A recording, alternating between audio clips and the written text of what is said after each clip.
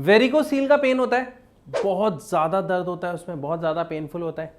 Yes, और जैसे ही वो दर्द होता है तो पेशेंट क्या करता है, डॉक्टर के पास जाता है और डॉक्टर सिंपल सी एक चीज सजेस्ट करता है, दैट इज सर्जरी।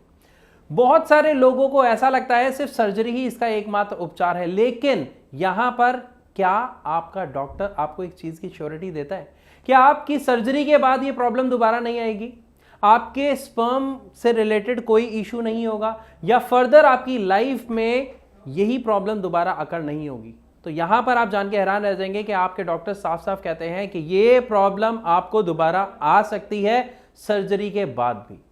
तो अगर सर्जरी के बाद भी दोबारा यही ऑप्शन आपको लेना पड़ेगा या यही दर्द आपको सहना पड़ेगा, तो क्या आपको लगता है सर्जरी एक राइट ऑप्शन है? बिल्कुल नहीं। अगर नहीं तो यहां पर अब एक पेशेंट के पास क्या ऑप्शन है और कैसे है, इसको समझना बहुत ज्यादा जरूरी है।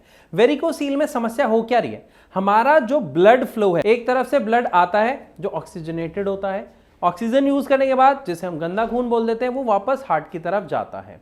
जब जाने वाला खून जो हमारी वेन्स के थ्रू जा रहा है, जब उसमें ऑब्स्ट्रक्शन आ जाती है, जब अंदर के वॉल्व कहीं ना कहीं वर्क करना बंद कर देते हैं, तब किसी पेशेंट को वेरिकोसील की समस्या का सामना करना पड़ता है।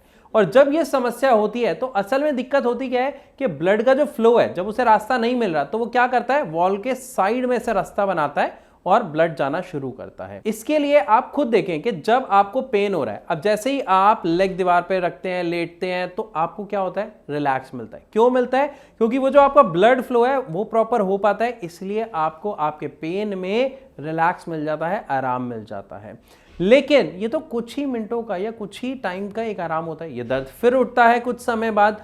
तो अगर आपको इसका परमानेंट इलाज चाहिए तो उसके लिए क्या चाहिए, एक सही ट्रीटमेंट। लेकिन क्या सर्जरी, क्या काटापीटी, क्या चीराफाड़ी ही इसका एक ऑप्शन है? तो यहां पर आंसर है नहीं, क्योंकि वेरिकोसील कोई इतनी बड़ी और ऐसी समस्या नहीं है जिसको दवा से ठीक नहीं किया जा सकता, रिवर्स नहीं किया जा सकता, कंडीशन को ठीक नहीं किया जा सकता। बल्कि वेरिकोसील एक ऐसी समस्या है जिसको सही ट्रीटमेंट के साथ बहुत ही आराम से, आसानी से ठीक किया जा सकता है।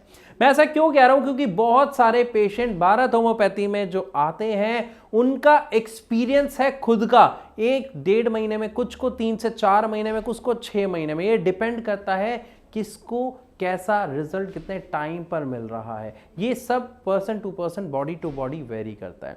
तो यहां पर मैं आपको समझाना क्या चाह रहा हूं कि विदाउट एनी सर्जरी आप अपने वेरिकोसील की समस्या से बाहर आ सकते हैं।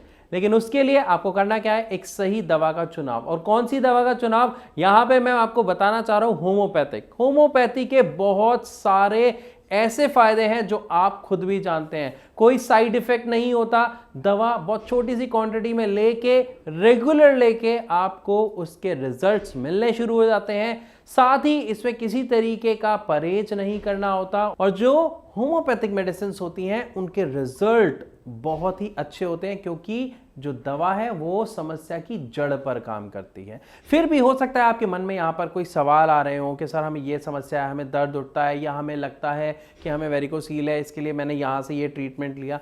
किसी भी तरीके का अगर आपका कोई डाउट है तो आप भारत होम्योपैथी के डॉक्टर से कंसल्ट कर सकते हैं फ्री ऑफ कॉस्ट। कैसे करें? नीचे दिए गए इस नंबर पर कॉल करें, अभी अपने प्रश्न को हमारे डॉक्टर से पूछें, बात करें, और इसके बाद आप हमारे डॉक्टर से अपॉइंटमेंट लेके मिल सकते हैं अगर आपको लगता है कि आपको भी अपनी समस्या से बाहर आना है और निजात पाना है।